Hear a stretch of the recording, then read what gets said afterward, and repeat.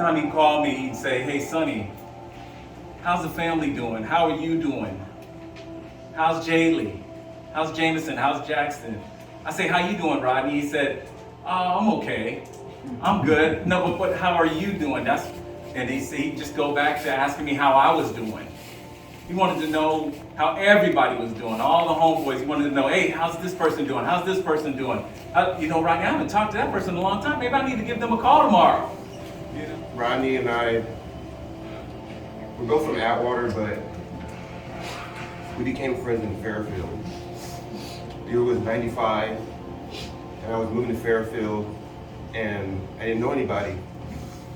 And someone told me that Rodney from Atwater was here, and I was like, "Oh, cool." I always got wrong that we didn't hang out, but all of them, maybe I'll run into him. And I found out he was at Solano College, and my other friend Kevin, that's also here, he was going there, and I was like, I had this idea. I was like, "Okay, I'm gonna go with you there, and I'm gonna hang out in the cafeteria, and I bet you run into him."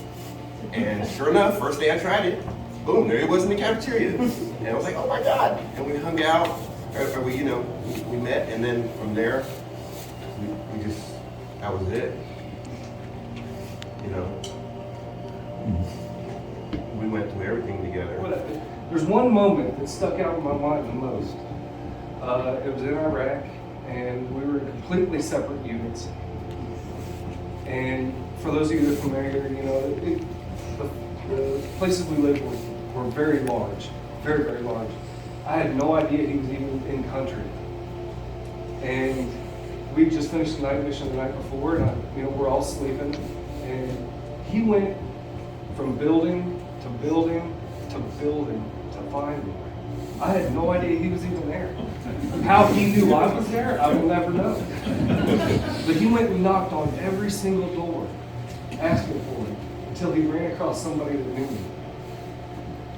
And he woke me up, and I opened the door, and there's Rodney, and he's like, "What's up, man?"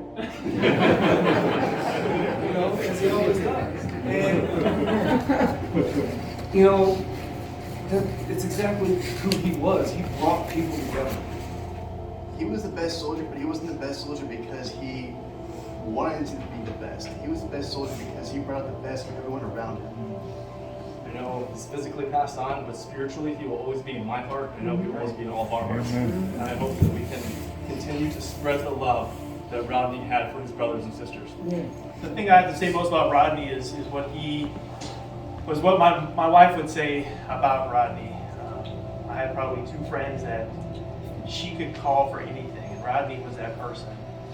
Anything that she ever needed, came back before I came back from deployment, but he came back and he would check on my wife.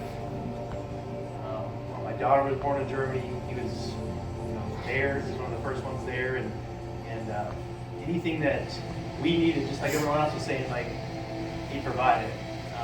He never asked for anything, and I swear, I rarely saw him without a smile on his face. Rarely saw him without a smile on his face. Rodney was the glue, literally, whether he was present or not present. So, Sonny came up, talked about all the barbecues we used to have. Whether Rodney was here or not, Rodney was present. Yes, sir. Because if you see pictures on Facebook and you wonder why Rodney was on a popsicle stick, it's because we would cut out a picture of Rodney so he could join the party. Because Rodney's been in the military for at least the last 20 years plus, okay? So he wasn't always here, but we've been here. And even though he wasn't here, we've still celebrated, we've lived, but we brought him along. And he knew that he was present because if you look on Facebook, you will see Rodney on a popsicle stick. And you know it's Rodney because Rodney had a polo on.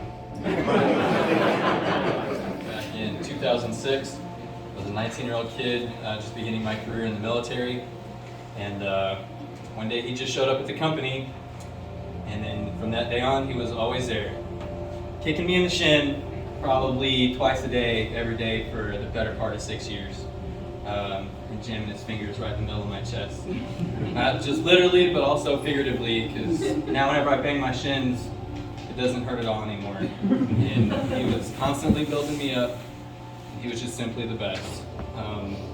Even after I left the military, he'd send me Dragon Ball Z videos. And I remember back sitting on Overwatch with him in Iraq and Afghanistan and Germany, and him just explaining how every single one of the Army values were exemplified in Dragon Ball Z.